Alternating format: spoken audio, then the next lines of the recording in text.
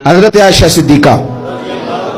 رضی اللہ تعالیٰ عنہ فرماتی ہیں ایک عورت تھی اور اسے نبی پاک صلی اللہ تعالیٰ علیہ وسلم نے وہ کلمہ پڑھ کے مسلمان ہوئی، مدینہ طیبہ آ گئی تو حضور نے مسجد نبوی شریف میں اس کے لیے مکان ایک سادہ سا کمرہ ساتھ مسجد کے بنوا دیا، وہیں رہنے لگی۔ اکثر وہ سیدہ طیبہ کے پاس آتی تو حضرت عائشہ صدیقہ رضی اللہ تعالیٰ عنہ فرماتی ہیں وہ بڑی باتیں سناتی اور آخر میں کہتی وہ ہار والا دن بھی بڑا عجیب دن تھا اور میرے رب کی قدرتوں کا دن تھا، وہ بھی بڑا عجیب دن تھا۔ سیدہ عائشہ صدیقہ رضی اللہ تعالیٰ عنہ ایک دن فرمانے لگی کہ تو ہار والے دن کا بڑا ذکر کرتی ہے، وہ کیا دن تھا؟ تو خاتون کہنے لگی اماں جی وہ دن تھا جب میرے رب پر بھروسہ اور مضبوط ہو گیا، جس دن میرا اپنے رب پر توکل اور بڑھا، میرے ایمان میں یقین میں اور پختگی آئی۔ کہنے لگی میں ایک گھر کی کنیز تھی، نوکرانی تھی، اس گھر میں ایک بچی تھی جس کے پاس سونے چاندی ہیرے جواہرات کا ہار تھا۔ اس زمانے میں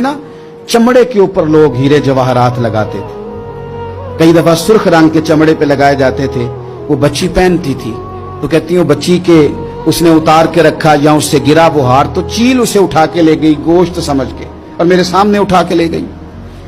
گھر والوں نے مجھ سے پوچھا، یہ بخاری میں موجود ہے، گھر والوں نے پوچھا مجھ سے کہ وہ ہار کہاں ہے تو میں نے کہا چیل اٹھا کے لے گئی۔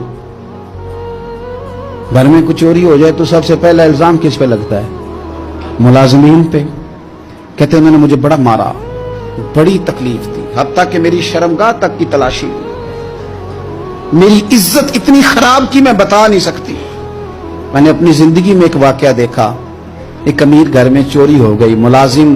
کو اتنا مارا کہ وہ چارپائی پہ پڑ گیا، پولیس والوں سے اتنی مار پروائی گئی کہ وہ بیچارہ چارپائی پہ پڑ گیا اور پھر وہ اتنا بیمار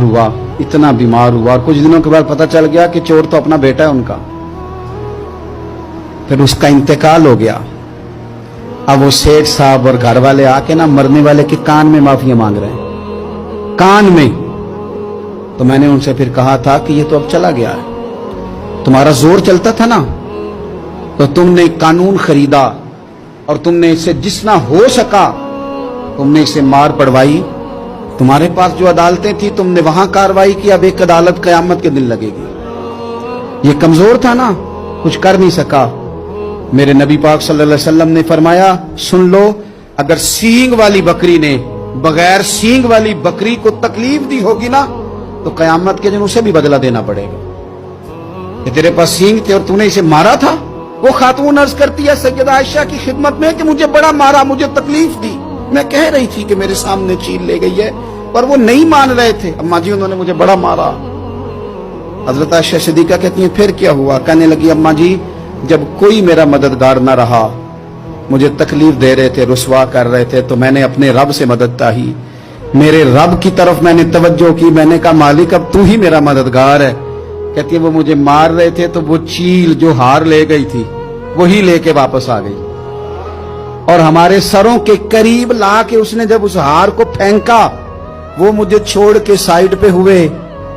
وہ میری بے گناہی جان گئے، لیکن آپ کو بتاؤں اس دن سے میرا اپنے رب پر یقین اور بڑھ گیا۔ مجھے سمجھ آ گئی کہ جب انسان پورا ٹوٹ جاتا ہے اور جب کوئی چاروں جانب اس کا مددگار نہیں ہوتا تو رب تو ہوتا ہے نا، اللہ تو اس کا مددگار ہوتا ہے نا،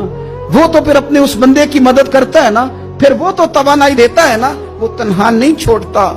وہ تو آنسوؤں والوں کے آنسوؤں پہ بڑا کرم فرماتا ہے، وہ تو قسم پرسی میں آ جاتا ہے، اس کی رحمت بڑھ کے استقبال کر لیتی۔